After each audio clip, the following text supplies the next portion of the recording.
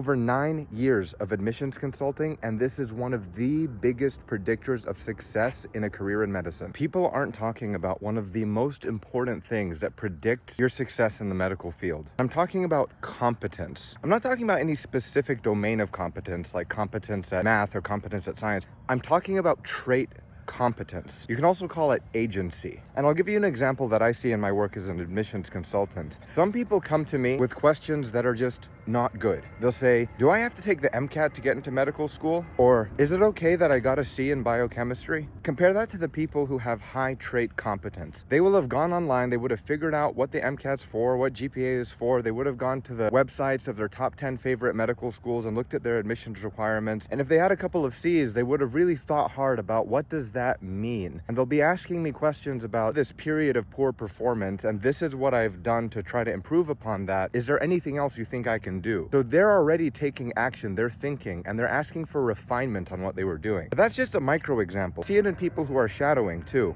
Some people will just stand like a fly on the wall, where others have prepared questions, they have a notebook, they're taking active notes, and are learning so much more. When you have someone shadowing you, you notice that. You're like, wow, this person is really with it. They're really taking advantage of this opportunity. But then you see it in medical school. You have some students who you'll say, hey, can you help with this thing? And then they will have 48 questions about how to do it. Now, questions are okay. But then you have other students who just figure things out. Instead of just asking those 48 questions, they'll say, I have an idea. What if I do this? Would this work? How about I do it that way? You can see that they're already coming up with ideas. They're already putting themselves to the task because they are a high agency person. If you want to develop agency in yourself, you have to start with the assumption that you can do anything. Believe in yourself. And instead of asking, can I do it? Or how did this person do it? Ask yourself, how am I going to do it? And start coming up with hypotheses. Instead of asking me, what do you think I should do? Say, I think this would be a good idea. What do you think? What am I not thinking about that you think would be a good idea to consider?